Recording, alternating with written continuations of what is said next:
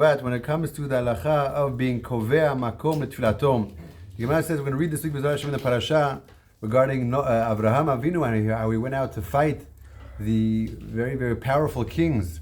Gemara says, Kol hakovea makom letfilato Elohe Avram be'ezro. A person who is kovea makom for his tefillah, that means he designates a spot from which he prays consistently, regularly. That's his habit in that place. That's where he prays. HaKadosh Baruch Hu is at your side. Elohe Avraham be'ezro. HaKadosh Baruch Hu is at your side. The Gemara also says, Kol hakovea makom letfilato oivav noflim tachtav. It causes a person's enemies to fall before you.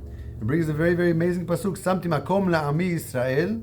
HaKadosh Baruch Hu says, I designated a place for the Jewish people. Unatativ, I planted them there. Shachan tachtav, they will dwell there. They will not suffer from any more anger or enemies. They will not suffer again at the hands of their enemies, just from being kovea makom letfilah. And of course, the Rishonim they do discuss what is the great ma'ala of this, but certainly al derech hapshat, and this one Maran brings Shulchan Aruch, that when a person has a place for his tefillah, that he's not as distracted. When a person is in a new place, it's not as familiar.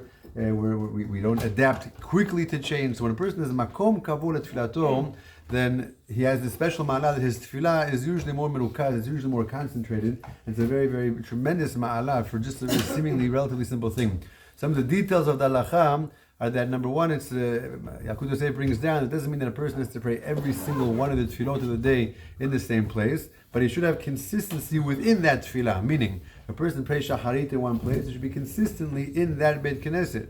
If a person prays mincha, let's say elsewhere, he prays by work or whatever it is that it works out in his day, but it should be consistently, not that a person jumps around every single minyan somewhere, every single time he has to pray some other minyan. Shacharit is makom kavua, mincha makom. It's even better if it could be in one place, but if at least it could be in one place per tefillah on a regular basis. That's the place for shacharit. But similarly, when it comes to within the Beit Knesset, Magen Avraham writes, it's impossible to always have literally the same exact place, and therefore anywhere within Dalet Amot of a radius around the usual seat is considered makom tefillah.